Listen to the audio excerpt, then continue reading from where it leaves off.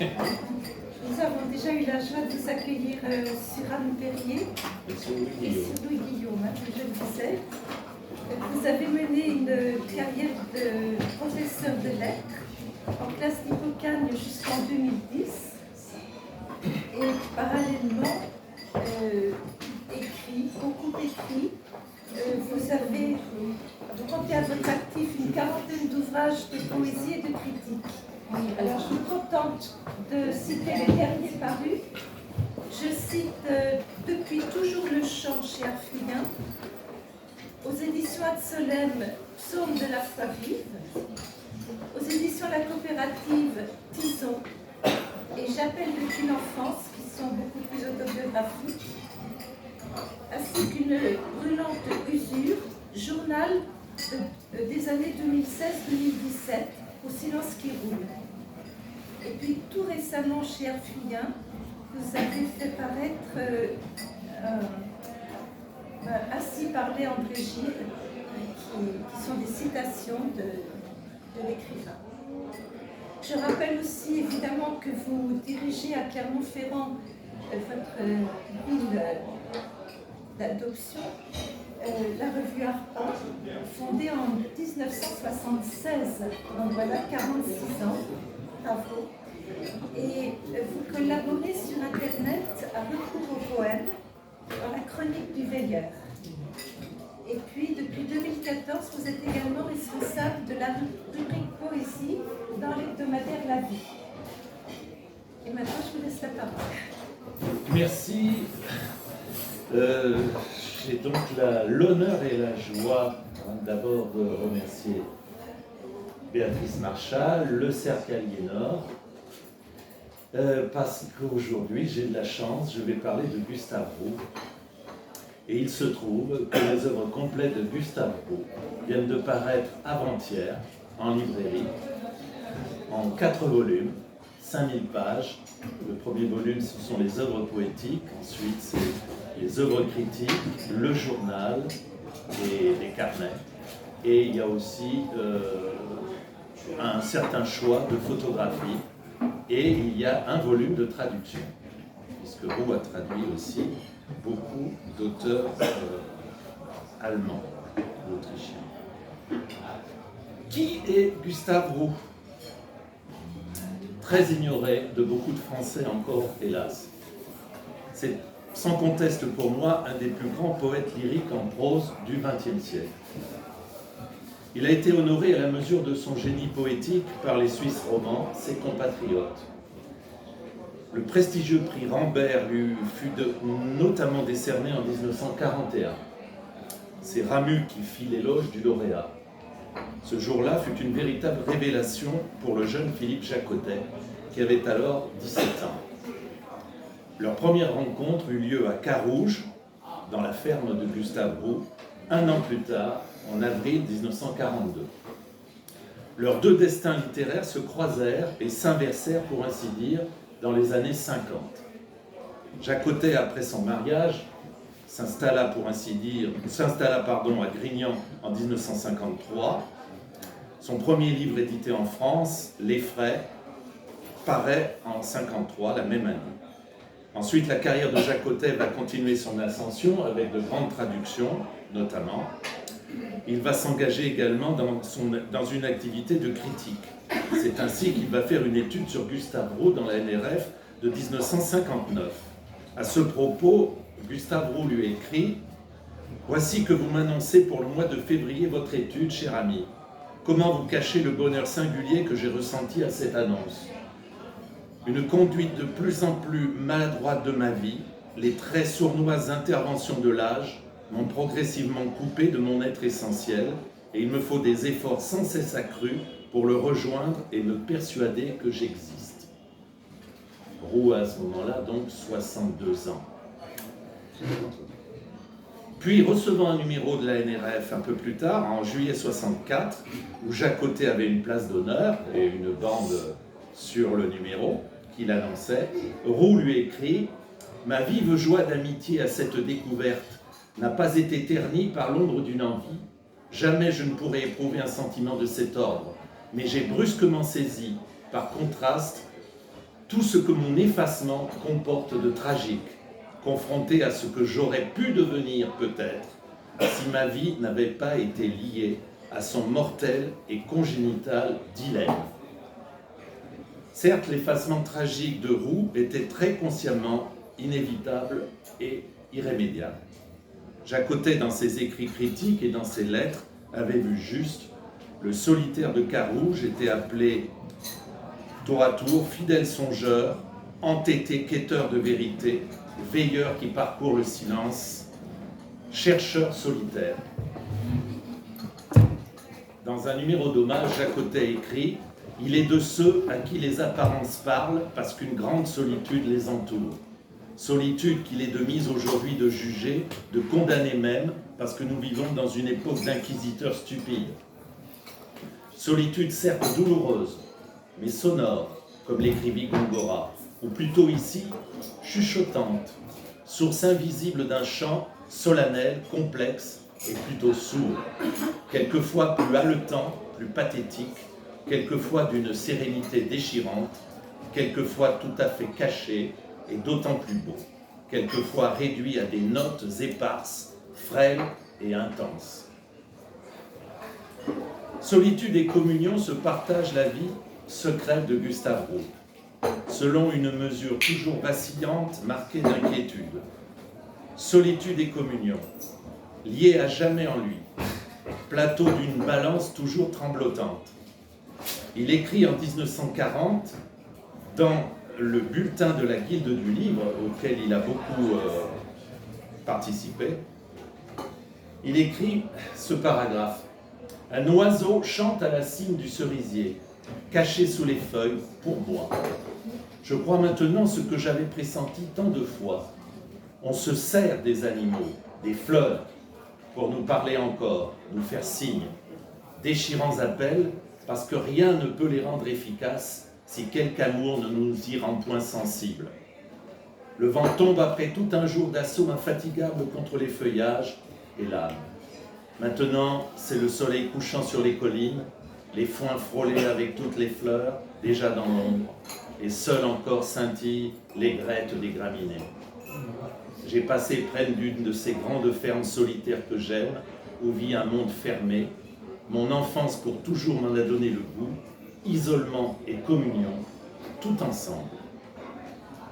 Les premiers poèmes en vers, et il y en aura très peu, datent de 1915 et ont été repris par Fata Morgana plus tard dans son petit livre intitulé « Trois poèmes anciens ».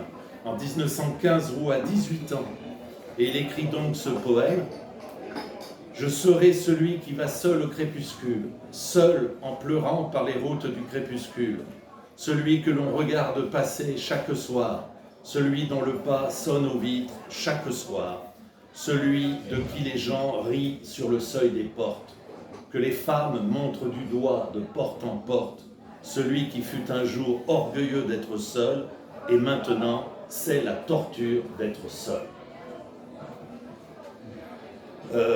Le premier livre publié, il y en aura 10 en tout du vivant de Roux, le premier livre intitulé « Adieu » de 1927, contient déjà tous les grands thèmes de l'œuvre, et notamment donc celui de la solitude. Je cite, « Jeté parmi des hommes aveugles, j'ai souffert sans orgueil de ma différence, ivre d'une solitude qui me rendait le monde. Dans leur haute maison rose mêlée à l'herbe fraîche, immobile dans la lueur des lampes ou debout, moissonneur fauve, les pieds troués de chaume dans une agonie de soleil, jardinier sans fatigue d'un immense jardin d'herbage et de fleurs fleuries sous le ciel, ces hommes, ces captifs de l'ombre, de la lumière, de leur vie, mon chant les arrachait à l'abîme du temps, leur rendait leur native innocence. Aimer, la dernière gerbe jetée sur la haute charge de paille qui trempe, c'est mon poème qu'elle couronne, ô faucheur de froment, et l'ombre sournoise en vain monte vers ton épaule nue. Solitude subie en raison d'une différence irrémédiable, oui, elle est assumée cependant jusqu'à sa transmutation en une écriture essentiellement fragmentaire. Le fragment dans le journal qui est entrepris dès l'âge de 19 ans, en 1916, Le fragment va capter des instants, des ciels, des scènes de vie, des bouts de promenade, et tel ou tel fragment sera ensuite repris dans une œuvre destinée à la publication. Toujours, Gustave Roux va rêver de pouvoir créer une œuvre suivie, d'une ordonnance quasi classique. Et il ne pourra constater qu'une juxtaposition d'éclairs, comme il dit, isolée, solitaire, comme pour étreindre une vue, une impression unique, d'une intensité rare. Voilà ce qu'il écrit dans un texte donc paru dans Feuillet. Mais quel abîme, pensais-je, en relisant d'anciens textes rompus, d'où aurait pu naître, avais-je espéré, une œuvre suivie. Quel abîme entre ces élans sans durée et l'application spirituelle requise par toute œuvre véritablement composée. Une juxtaposition d'éclairs n'a pour elle que le saisissement successif par chacun d'eux suscité, et la monotonie même de cet inattendu lui enlève peu à peu toute efficace. Entre le cri solitaire, unique, sinon cela devient vocifération intolérable, jeté dans le désert de papier nu, et l'œuvre close et parfaite où rien ne demeure, qui n'ait retrouvé pour toujours sa vraie vie au creuset d'une transmutation mystérieuse, s'étend le royaume de facilité, de malaise et d'ennui, dévolu aux poétiques bâtardes. C'est tout un paradoxe que cette solitude de Roux. Il dira dans Adieu, toujours donc le texte de 1927, « Ivre d'une solitude qui me rendait le monde. » Ivre d'une solitude qui me rendait le monde. Quel est donc ce monde?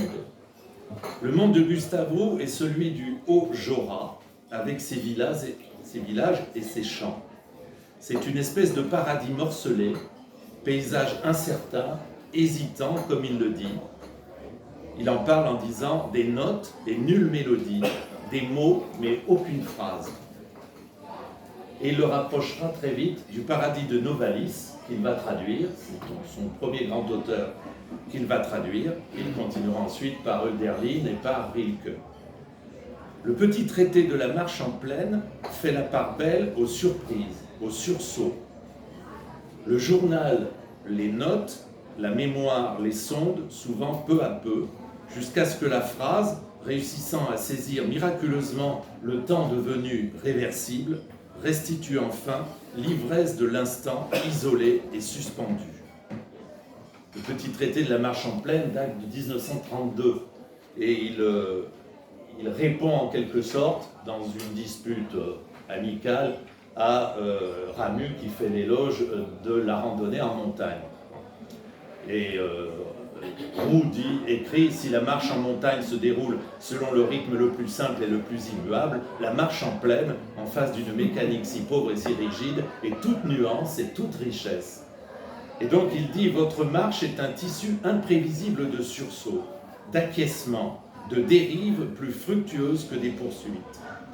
Une succession de contacts dont chacun de l'autre diffère imperceptiblement ou dans sa totalité, source étrange de connaissances, hasard maître des merveilles.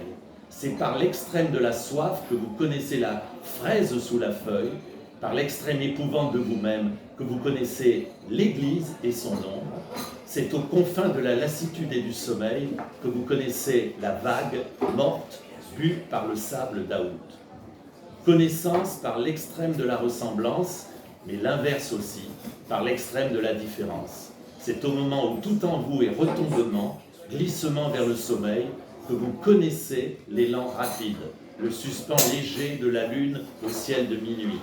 Il faut l'asphyxie de toute l'âme par une pensée qui flambe depuis des heures et l'étouffe de sa fumée. Il faut l'oreille rompue par la phrase intérieure, pareille à la graine aux coques des pavots, pour connaître le chant aérien dans les feuillages, sa déchirante liberté.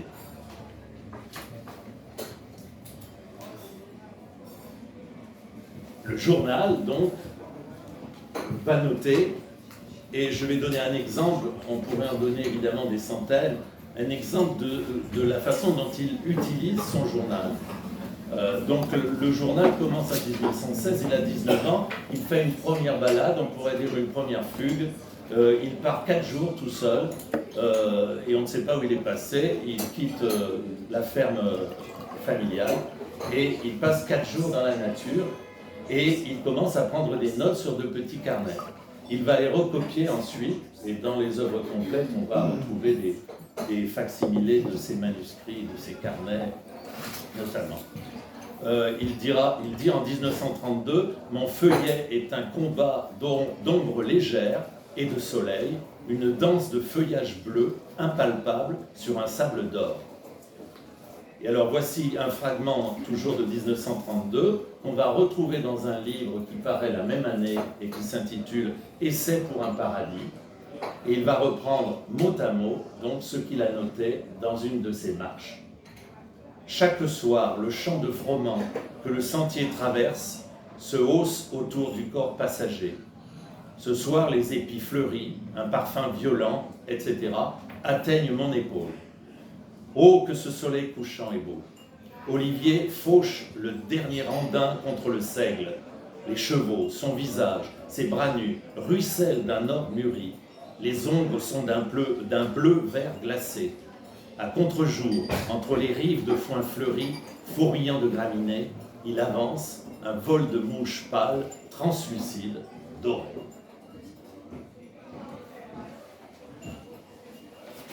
La communion va se produire de la façon la plus élémentaire, d'abord avec la terre. Mais elle ne saurait être séparée de la communion avec la chair. Roux va dire dans son œuvre la secrète parenté qu'il y a entre une terre et un corps. Roux dévoile la part sans doute la plus secrète et la plus brûlante de son être en s'écriant comme malgré lui dans son journal « Ou de bonheur devant telle présence corporelle ». Plus et mieux encore que communion, c'est d'incorporation qu'il faudrait parler à propos des haltes dans la promenade, des suspens devant la beauté, comme il disait. La phrase tâche de peindre ces suspens dans les moindres nuances, les plus subtils jeux de lumière et de lignes. Dans Feuillet, en 1929, il écrit « Aux haltes, meilleure que l'herbe fraîche à nos pieds en sang, plus douce que l'ombre où l'on s'allonge, nous buvions la couleur des feuillages, comme une gorgée d'eau ce vert profond. Certaines heures à cette confusion extérieure avec la nature, qu'on voulait obtenir pour nous par une teinte d'étoffe ou telle allure, répondait une semblable mêlée mentale. Communion, échange, mots insuffisants, c'est incorporation qu'il faudrait dire. Et ces monstres indivisibles que je composais brusquement de moi-même et d'un paysage n'ont pu mourir en moi. Le corps du contemplateur s'accorde donc avec le paysage contemplé. Il aspire aussi à s'unir au corps du jeune moissonneur ou du jeune faucheur que l'homme de désir ne pourra au mieux qu'effleurer. Parfois, une main dans la sienne lui donne un sentiment, plus qu'une sensation, de réelle plénitude. Mais il faut la quitter, et l'adieu déchire l'accord un moment savouré. Parfois, un accord de toute une heure pendant un orage, comme dans « Pour un moissonneur ». Mais d'abord, ce que je trouve aussi dans le journal de 1932, où la tentation s'exprime sans doute comme jamais, mais transcendée dans son élan même. Hier, Olivier fauchait. Posé ma main sur cette épaule, le coude levé dans le geste d'aiguiser sa faux, je voyais la douce peau gonflée de muscles, encore pâle dans l'ombre de la manche, ce bras nu d'homme, ce bras fort, ce bras pur, que j'aimerais tant prendre dans ma main, par une simple caresse, en recevoir l'influx. Et dans Pour un moissonneur, donc, va paraître en 1941, la première goutte de pluie étoile ton épaule et fait frissonner ton adieu. Pour toute une heure, le temps de notre halte sous le toit de tuiles ruisselantes, les pieds dans la poussière pleine de brins de paille, de fragiles empreintes d'oiseaux, il m'a paru que je pouvais vivre encore. Et plus encore que la vie, ce qui de ta chaude et fraîche épaule coulait jusqu'à mon cœur, qu'il comblait comme d'une calme musique retrouvée, c'était le repos vivant dans la plénitude atteinte, auprès de quoi celui de la mort ne peut être qu'une grimace. Où es-tu ? Que c'était beau ces campagnes, jusqu'à l'horizon, foyées par les rafales, l'immense brasier des moissons fumant sous la pluie, les gerbes interrompues, les chars à demi chargés, roulant vers les granges, l'essaim des coups de fouet autour des chevaux aux crinières collées et la foule de tes frères, les moissonneurs nus, les moissonneurs pris dans leur toile blanche comme de grands anges maladroits. Tu ne disais rien, les lèvres seulement entr'ouvertes sous le dur crin d'or, une main dans la mienne, l'autre enroulée au manche de ta faux.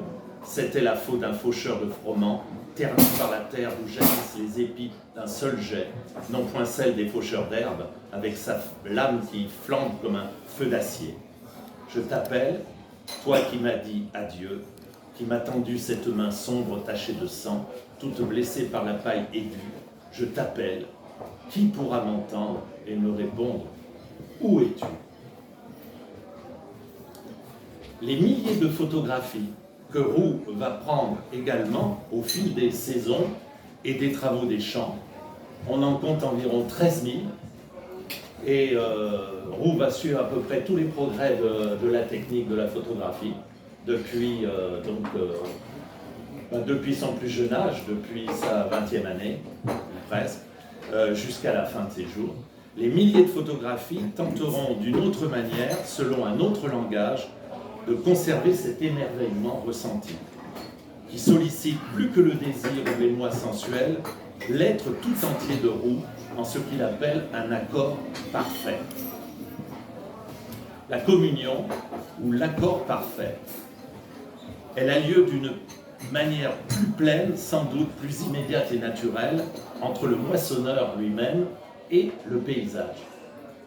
Vie profonde et pure, dit Roux, comme le paysan lui-même est pur. Un texte paru dans une revue en 1942 insiste sur cette réussite parfaite. Transposée en musique harmonieuse, note de la création en son aurore et en son accomplissement. Symphonie, où les efforts des corps s'unissent à la lumière, aux nuées et à l'air pur. Le texte est intitulé « Moisson ». Un matin d'août, le premier matin des moissons sur la colline. Lavé par une brève pluie d'aube, le ciel ouvre au-dessus des arbres et des hommes une immense fleur fragile, bleue de lin, sans cesse visitée par ces nuages dont traîne paresseusement jusqu'à l'horizon l'ombre errante. L'air est moite, la lumière jeune comme un regard.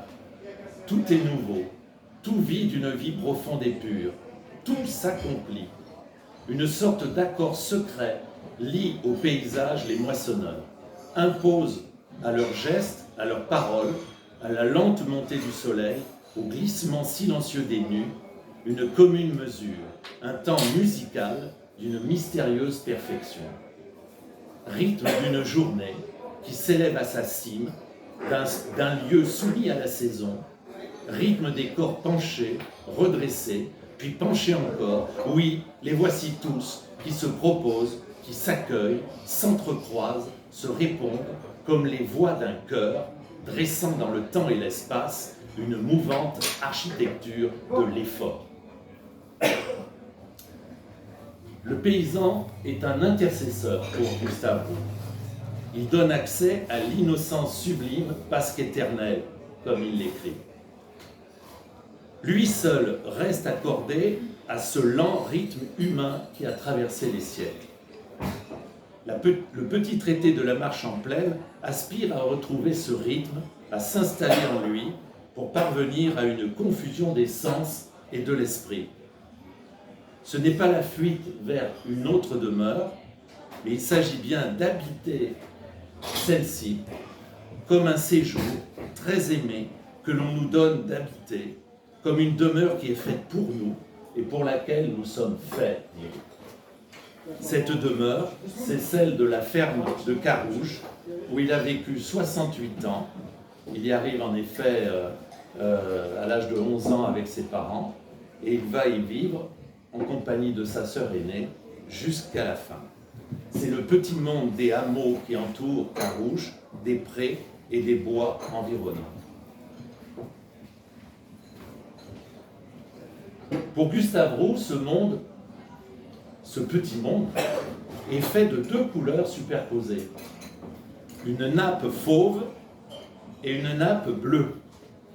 Et l'homme est fait, dit-il, des mêmes couleurs, mais plus denses et plus douces. Le fauve, ou le brun de la terre, se marie à un feu bleu qui fascine Gustave Roux. C'est le bleu des êtres de transparence, avec lesquels une vraie communion peut arriver. L'innocence d'Adam retrouvée. Il va nommer ce paysan, on pourrait dire, transparent, idéal, aimé. Mais aimé, en fait, correspond à beaucoup d'hommes qui ont été compagnons, proches, aimés par Gustave Roux. Et on en a la révélation, ou plutôt la confession, on pourrait dire, quasiment, dans une page du journal de 1968, donc il a alors 71 ans, et il écrit ceci, 12 novembre 68. Je suis toujours peuplé par les présences de ce matin. Ulysse de Vallonnet, attablé en bleu sombre avec un jeune adolescent en bleu, et un homme en bleu lui aussi. Jeu admirable de ses corps contre le brun blond des boiseries. De Vallonnet très coloré de teint, avec sous les deux arcs nets et minces des sourcils, le regard retrouvé, lavande ou lin, selon la minute, comme le Jura, vu de Correvon. Je me sens vif de nouveau, comme jadis, et ne puis détourner les yeux de cette face. Un autre homme me salue, si beau. L'innocence, point de suspension. Et là vient ce que j'appelle la confession. L'idée me vient d'une dédicace collective à aimer, c'est-à-dire, et là il énumère prénom et nom de famille, 12 personnes, 12 hommes, donc Olivier Cherpillot, qui est un des tout premiers effectivement, Olivier Cherpillot, donc, et puis ensuite Fernand Cherpillot, c'est son frère, André Ramseyer, René Balsinger, qui sera celui pour qui il écrira L'aveuglement, etc. Voilà. Et donc, parlant de ce regard bleu, qu'il appelle lui-même un feu bleu, il le dit en 1940 dans le journal à propos d'Olivier, son regard est d'un bleu doux et pur, liquide et lumineux, un regard que rien n'offusquera jamais, pas même la mort. Donc, aimer, c'est l'homme pur, l'homme de chair, oui, mais d'une transparence de cristal. Réellement fait, dit Roux, de mes propres impossibilités. Et il nous dit la soif de ce regard innocent, et il évoque le bonheur de savoir qu'un autre est ce que vous ne pouvez être à ce propos-là. Seul un étrange et mystique échange, dit-il dans une prose, a pu verser tout un ciel dans un seul regard humain, et de ce seul regard faire vivre tout le ciel. Le feu bleu donc restitue le paradis à Gustave Roux. Sous un regard pur, cette terre redevient peu à peu le ciel. C'est bien la communion, effectivement. Communion qu'on pourrait presque dire d'ordre mystique, bien sûr, mais on y reviendra, cette mystique est tout ce qu'il y a de plus terrestre. Certains diront horizontal, mais il n'y a pas de transcendance, il n'y a pas de divin qui vient en quelque sorte cautionner tout cela. Mais il y a aussi ce qui est encore plus troublant, la communion sans regard. Et c'est celle particulièrement évoquée dans un texte intitulé L'aveuglement, en 1966. C'est un texte dédié à René Balsinger de Carouge, qui était un paysan devenu aveugle subitement et qui avait été obligé de quitter sa ferme et de partir pour la ville, pour Lausanne. Et donc c'est pour lui que Roux va écrire ce texte, L'aveuglement, Et dans ce texte, il parle d'une communion, d'une autre communion. J'ai perdu mon intercesseur. Ô frère, tu dors loin de nous, à des lieux, les mains ouvertes, séparés à jamais de la fourche et de la faux. Dors un long temps, repose, retarde l'affreuse dérision de ces réveils où tu échanges sans fin ta nuit contre une autre nuit. Comment pourrais-tu revenir? Tout ici est devenu piège. Si j'écartais de tes paupières la griffure des ramilles, si j'ouvrais devant tes genoux les fougères nouées, il y aurait encore ce crépitement dans la nuit des épîtres au mur, la gorgée de vent qui sent l'herbe tranchée et flétrie, tout le poison mortel du jamais plus. Mais déjà, de toutes parts, se lève et m'assaille une espèce de profond appel, plein d'angoisse et de reproches. On m'interroge sourdement sur toi, sur ton absence. Pourquoi ne l'as-tu pas guidé jusqu'à nous, chuchote la rumeur. Nous aussi, nous aurions eu pitié de ces prunelles perdues. Pour l'homme aux yeux clos, les noces de notre sève et de son sang se rient de la lumière. Il y a une communion sans regard. Et pour finir sur l'aveuglement, qui est un texte tout à fait saisissant, il faut savoir que Roux, à partir de ce moment-là, apprend l'écriture braille pour pouvoir correspondre avec son ami. Une vraie communion qui débouche sur la vraie vie. Tout le monde connaît la célèbre formule, la vraie vie, c'est la littérature. La formule proustienne est à corriger complètement pour Gustave Roux. La vraie vie n'est pas donnée par la littérature chez Roux. Je vis uniquement, écrit Roux dans une lettre à Maurice Chappat, je vis uniquement des quelques heures, presque toujours volées, où je vois mes amis paysans chez eux, dans leur maison ou dans leur champ. Non pas qu'il n'aime pas les auteurs, et notamment les auteurs classiques, toujours en rêvant d'une œuvre composée qu'il ne pourra jamais faire en fait. Mais pour lui, la vraie vie n'est pas là. La vraie vie n'est pas dans l'écriture, elle n'est pas dans la littérature. Peut-on parler de mystique ou de métaphysique? Roux parle d'adoration, muette adoration. Il n'y a chez Roux, remarque Philippe Jacotet, aucune obsession du péché, aucune préoccupation du salut. En vérité, on dirait que Roux est ailleurs, dans un monde à côté du monde chrétien, tellement ailleurs que toute confrontation serait vaine. Jacques Chessex dira « c'est un métaphysicien sans Dieu ». Et le terme de métaphysique, ou son adverbe, est repris littéralement par Roux dans les textes. Il parle par exemple d'une vie aussi simple que celle d'aimer, qui résonne métaphysiquement sans fin. Le dernier livre paru de Roux, c'est en 1972, il est intitulé « Campagne perdue ». Il est dédié, je cite, à tous ses amis laboureurs au long d'un demi-siècle, le temps pour l'ancien monde paysan de n'être plus. Campagne perdue va reconnaître la présence soudaine, métaphysique d'André, contemplé en accord avec le paysage, avec le ciel, dans un monde, dit Roux, qui était encore celui de la lenteur et du pas humain. Et cet accord va atteindre le poète dans ce qu'il y a de plus essentiel.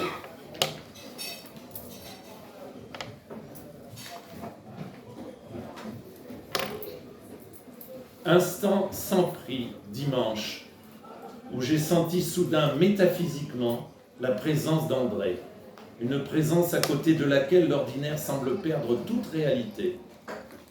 Je le voyais de profil, la tête nue, le visage hâlé déjà sous l'épaisse chevelure, un genou replié où s'appuyait le coude gauche, laissant retomber la main hâlée elle aussi, longue, si belle, dans son dessin de force, paisible et comme délié.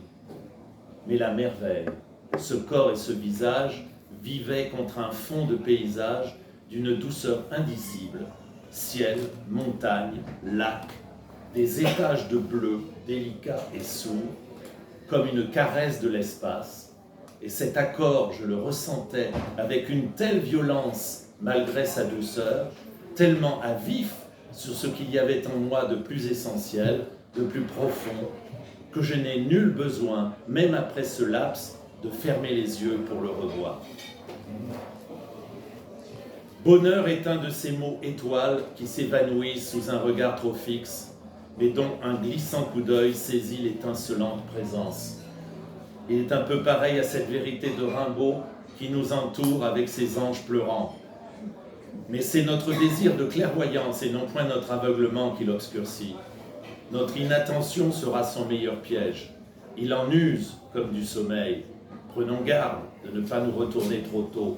Sa présence n'est d'ailleurs pas directement ressentie. Elle se déduit des choses qu'elle transfigure. Au moment où elle commence à ressembler plus profondément à elle-même, l'insolite de cette plénitude, soudain, saisit l'âme. Et tout a disparu. L'âme ne s'écrie pas « je suis heureuse », elle ne peut que dire « j'étais heureuse ». Et le dit sans tristesse, car cet instant précieux, déjà soustrait à la durée, acquiert aussitôt sa résonance éternelle. Une vie tient peut-être tout entière dans un ou deux accords, rayonnant sans fin leur musique au sein du vide.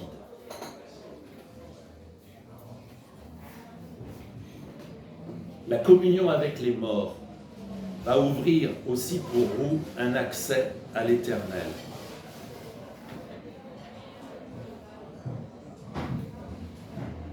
Requiem est son chef-d'œuvre. C'est un texte écrit au long de 20 années, corrigé, repris, qui va paraître 24 ans après la mort de sa mère, qui a eu lieu en 1933. Et Requiem est un livre, on pourrait dire, au contraire des autres, un livre qui a été médité longtemps dans son plan, dans son cheminement, dans sa composition. Alors cette présence des morts, d'abord il en a parlé dans une note, écrite 8 ans après la mort de sa mère, au cours d'une promenade, en 1941. Le poète est saisi par l'éternité dans une extase singulière, où Dieu n'est pas nommé, mais où la présence des morts environne le promeneur. Il écrit « Instant d'extase imprévisible au comble ce matin 13 septembre.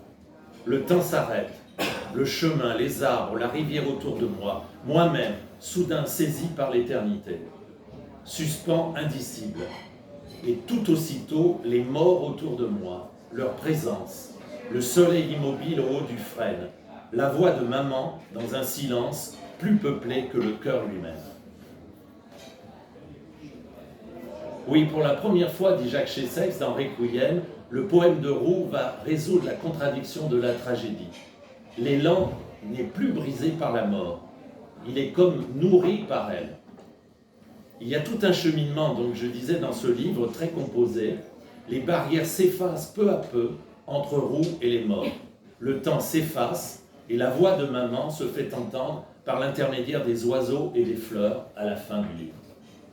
Tous mes présences appellent, tout signifie, dit Roux au terme du livre. C'est l'irruption de l'éternel. Sa connaissance au sens profond du terme est donnée par grâce. J'ai vu la vraie lumière, écrira Roux dans Requiem. Alors je donne quelques fragments de Requiem, donc c'est vers la fin du texte. Ô cet aguet, ce dernier piège de l'éternel que tu m'as tendu sur le chemin des moissons mûres. Un seul mot dans la brûlure de midi, un cri soudain comme une flèche, et le ciel se fend. Toute la puissance d'ailleurs croule sur le monde. Fouaille un troupeau de collines affolées, noircit et fond la vieille dorure des froment, fauche de biais les cerisiers à longues files, et les balaie au néant, comme les oripeaux d'une fête éteinte. Il n'y a plus devant moi qu'une tache d'autre lumière, où je trébuche et tombe ébloui. Terrassé sous une grande cloche de lumière et le battement de ses cris toujours plus précipités, comme d'un cœur qui suffoque sous l'afflux du sang, succombe. Mon fils, mon petit, mon fils, prostré sous cet arc d'appel d'un bord à l'autre du silence. Mon fils, une fois encore, à l'extrême de l'ouïe, comme un dernier battement de plume, puis la voix tue à jamais. Et la fin donc de Requiem, qu'importe si la prison du temps sur moi s'est refermée, je sais que tu ne m'appelleras plus. Mais tu as choisi tes messagers, l'oiseau perdu, la plus tremblante étoile, le papillon des âmes, neige et nuit, qui essaiment au vieux saule, tous mes présences, appellent, tout signifie. Ces heures qui se fanent une à une derrière moi, une tache couleur de ciel, le bleu profond des corolles en couronne. Je me penche, tends la main, nul bleuet, mon Dieu, mais les fleurs dont j'ai cherché toute ma vie un reflet dans le regard des hommes. Ah, les voici, retrouvées, ces petites anémones apennines, taches d'azur, jadis, amas d'étoiles hors des feuilles en fouillis léger, dans l'ombre, sous le sorbier de notre jardin, ô mère, sous le sorbier du jardin.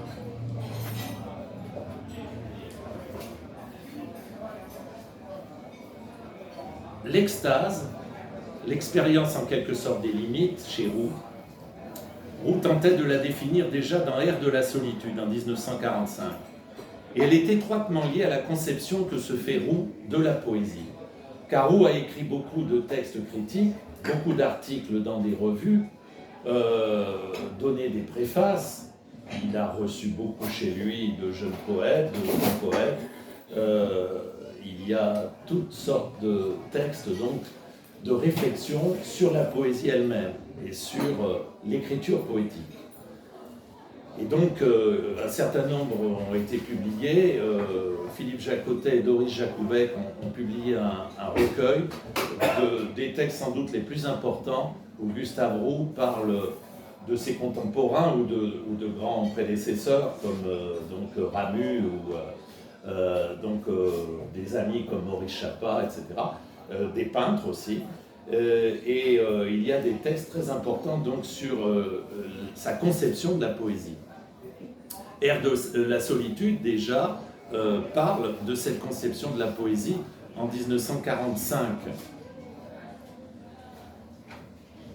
Un texte important, je trouve, pour définir cette notion de communion. Je crois que seuls certains états extrêmes de l'âme et du corps, fatigue au bord de l'anéantissement, maladie, invasion du cœur par une subite souffrance maintenue à son paroxysme, peuvent rendre à l'homme sa vraie puissance d'ouïe et de regard. Il s'agit de l'instant suprême où la communion avec le monde nous est donnée, où l'univers cesse d'être un spectacle parfaitement lisible, entièrement inane, pour devenir une immense gerbe de messages, un concert sans cesse recommencé, de cris, de chants, de gestes, où tout être, toute chose est à la fois signe et porteur de signes. L'instant suprême aussi, où l'homme sent crouler sa risible royauté intérieure et tremble et cède aux appels venus d'un ailleurs indubitable. De ces messages, la poésie seule, est-il besoin de le dire, est digne de suggérer quelque écho. Souvent elle y renonce en pleurant, car ils sont presque tous balbutiés à la limite de l'ineffable. Elle s'éveille de sa connaissance, les lèvres lourdes, encore de paroles absentes ou folles qu'elle n'ose redire et qui contiennent pourtant la vérité. Oui, si elle ose les redire, c'est qu'elle semble avoir oublié leur origine, leur importance. Elle divulgue en 2 vers un secret bouleversant, puis se tait. La poésie seule, oui, semble capable pour Roux de suggérer ce genre d'état où la vraie réalité du monde lui apparaît. La poésie seule est capable, quand elle est portée par un vrai regard, le regard qui discerne l'essentiel derrière l'éphémère, derrière l'artifice des existences, derrière des regards aveuglés qui ne voient plus le réel, qui sont étrangers au réel. Oui, la poésie, quand elle arrive à être portée par ce regard-là, alors elle touche effectivement ce que Roux appelle la vraie réalité. Et en cela, il est proche aussi de Novalis, je le citerai tout à l'heure. Combien d'aveugles aux yeux ouverts qui ne voient plus le soleil parce qu'ils ont une montre, qui vivent dans leur cage de pierre avec des trous, il est vrai, par où l'on aperçoit toute proche une autre cage de pierre trouée, entre eux la cohue des cages roulantes. Combien d'aveugles aux yeux tachés dans 100, 200 ans qui n'auront jamais touché d'arbre, sinon devenus le torchon de papier où ils essuieront leurs mains d'huile entre deux ordres de monstres de métal qui les auront domptés pour toujours. Pas de doute, il n'y aura bientôt plus que le paysan pour sentir à travers ses paupières le ciel devenu rose, pour se précipiter vers le jour nouveau et la fatigue nouvelle. Et dans un autre texte critique, il suffit, n'est-ce pas, d'avoir de très bons yeux pour ne rien voir du tout. J'entends rien de notre immédiat entourage. L'usure produite par un contact quotidien est rapide et fatale. Plus les choses, plus les paysages nous touchent de près, et plus nous en sommes séparés. Par quel miracle rouvrons-nous un beau matin ces yeux aveugles sur un monde tout proche et jamais vu? Quelle grâce imprévisible nous guérit-elle soudain de notre cécité? C'est ce que j'ignore. Et j'en suis encore à me demander quelle impulsion obscure me poussa le dernier jour de juillet 1916, date que je n'ai plus jamais oubliée, à choisir dans un amas d'antiques 50 millièmes les cartes où l'on voyait des lacs et de longues routes droites et non plus celles que noircissaient des courbes de niveau trop serrées, à les glisser dans un sac où il y avait encore au fond des poches des pétales desséchés de dryades et de pensées des Alpes. Ce jour-là, j'ai pris la route, cette route précisément que les amis de la montagne évitent à tout prix, soucieux du train qui les amènera en toute hâte à pied d'œuvre. Ce regard intérieur n'a plus besoin des yeux pour entrer dans la vision. Il puise ses forces dans la mémoire de ces instants d'éternité vécus jadis et remémorés. C'est ainsi que Roux remarque dans une note de 1930 « C'est lorsqu'une chose n'est plus qu'elle commence à exister. L'absence, condition de la possession véritable, le périssable, substance de l'éternel. » Rien n'est perdu, nous apprend la poésie. La campagne d'autrefois est-elle à jamais perdue? C'est bien ce qu'il sous-entend déjà dans sa dédicace de la fameuse campagne perdue. Mais elle n'est pas perdue, non, celle dont il peut restituer la résonance éternelle, celle qui lui a permis de vivre ces instants si beaux qu'ils deviennent en quelque sorte un absolu, dit le journal en 1932. Alors je vais bientôt conclure. Et je n'aurai pas dépassé mon heure.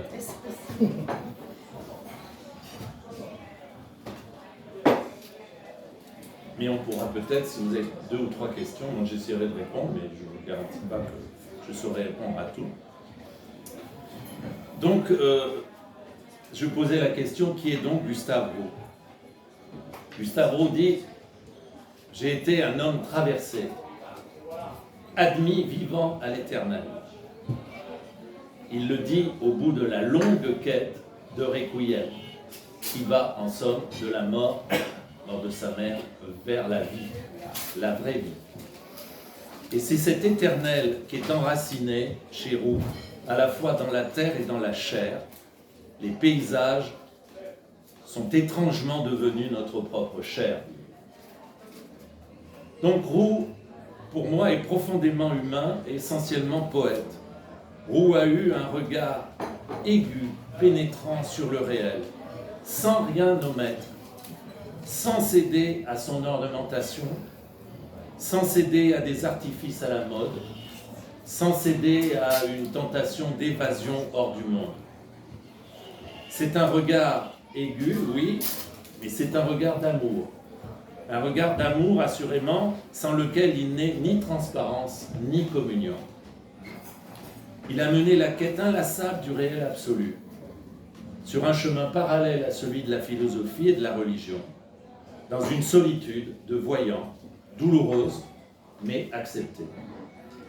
Une quête de cible qu'il a menée pendant ses 79 années de vie, au cœur d'un monde qui ne demande qu'à répondre, dirons, dans une constante nostalgie d'un paradis dispersé. Roux reprend à son compte la vérité sacrée perçue par Novalis, qu'il a tant étudiée, commentée et traduite. Novalis disait « La poésie est le réel absolu ». Et Roux a rendu hommage dans de multiples textes, critiques et autres, à celui qui, pour lui, était un exemple qu'il tentait de suivre.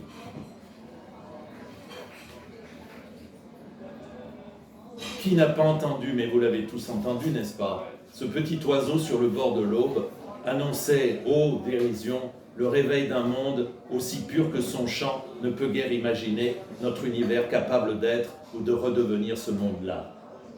Et même parmi ceux qui l'ont entendu, combien en est-il maintenant qui l'imaginent?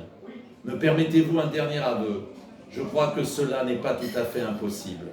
Je crois qu'un jour peut venir où nous sera rendu notre vrai regard, où nous saurons contempler notre vrai monde, sans être réduits à l'entrepercevoir à la faveur d'un chant d'oiseau tout de suite tu, ou d'une illumination spirituelle aussi brève que l'éclair qui cingle la nuit de juin. Sans craindre le ridicule, juste punition des ressasseurs, je veux redire une fois encore l'impérissable parole de Novalis. Le paradis est dispersé sur toute la terre, c'est pourquoi on ne le reconnaît plus. Il faut réunir ces traits épars. C'est à ce paradis que je pensais tout à l'heure en vous parlant de ces campagnes éternelles, pressenties, devinées, derrière celles qui sont soumises aux saisons et aux brusques caprices des hommes. Pressenties seulement, devinées seulement, hélas. Et il faut avouer que nous ne méritons rien d'autre, mais c'est déjà beaucoup. Le texte,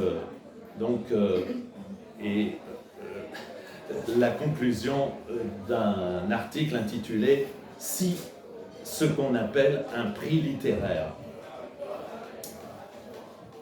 Si ce qu'on appelle un prix littéraire, ça doit être oui, ça a été publié dans le guide de la guilde du livre, pardon, mais c'était d'abord le texte prononcé en remerciement lorsqu'il avait reçu le prix Rambert en 1941. Et Ramu donc avait fait un discours pour le féliciter auparavant, et Ramu était rapporteur du jury donc à ce moment-là. Voilà. Et c'est à ce moment-là que Jacques Cottet voit et entend pour la première fois Gustave Roux. Oui, Gustave Roux a essayé de remplir cette mission sacrée du poète, et justement, puisque je parle de Ramu, je vais terminer par cette citation que je prends dans un texte à propos de Ramu, écrit par Gustave Roux en 1947, mais qui s'applique à mon avis tout à fait à lui-même. C'est l'œuvre d'un poète qui a su rejoindre, au prix des déchirements, des dépouillements inéluctables, le cœur même de sa vérité, qui est peut-être la vérité. Il sait qu'en vertu d'un mystérieux décret des puissances suprêmes, l'acte essentiel du poète, qui est un acte de présence, assumé sans faiblir, à force d'amour, le poids immense des êtres et des choses, afin de parvenir à la communion totale d'où jaillira le chant qui les transfigure en leur plus précise vérité, il sait que cet acte d'amour a pour rançon cruelle, inexplicable, la solitude du poète jusqu'à sa mort. Je vous remercie pour votre attention.